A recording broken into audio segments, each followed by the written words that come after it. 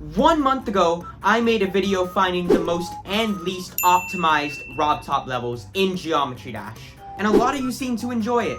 But then I stumbled upon a very intriguing comment, and I thought to myself, why did I stop myself there?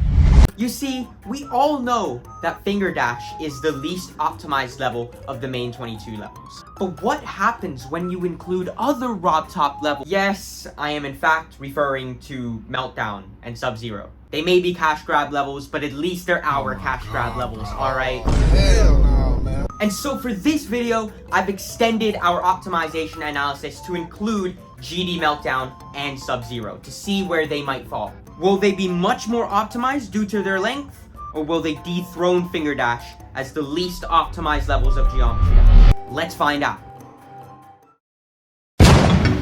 The ground rules are very similar to last time. We'll be testing these levels based on 3 qualities: object density, object balancing, and trigger density. Object density and trigger density simply refers to objects or triggers divided by the length of the level. For balancing, I divided the levels into sections and I found the standard deviation between these sections. I tried to find an accurate copyable for all of these levels, and I took the object count and length of the level straight from the editor. Again, I tried to be as fair as I could, alright? So if you're in the comments going, my god, no, that's not it, I'm gonna need you to leave. Yeah, go. The fact that you still haven't left yet is crazy. Leave. Alright, without further ado, let's get straight into the results. Now, just like last video, I'm going to divide our analysis into insights. But before that, here is the table. The first insight is that Press Start is the second most object dense level in the entire game, including Meltdown and Subzero. In fact, it is more dense than Deadlocked and Dash. If I'm being honest, I think it's the boss fight. Or, just the boss in general. The second insight is that there are 4 levels from these series of games that are even less balanced than both Dash and Fingerdash. Let me gather my notes real quick, just so you can, you can see. Press Start is first, Knock'em is second, Power Trip is third, and Airborne Robots is fourth. Like, what? A lot of that, I think, has to do with certain parts having very simple structures. And obviously, the speed changes in the levels. So, yeah. The third insight is that Knock'em is the most trigger-dense level in the entire game, including, the series of Meltdown and Subzero. The level uses 16 triggers per second. 16. Try and visualize that in your head. I went through the level, and the level has a bunch of pulse triggers and move triggers. Like, they're everywhere in that level.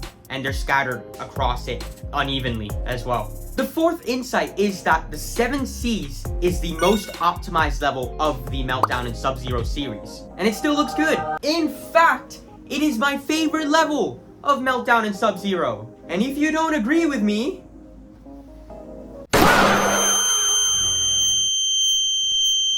Yes, I know I'm using the same jokes, but it's pretty funny. The final insight is that we have a new winner. The least optimized level in Geometry Dash, including Meltdown and Subzero, is now...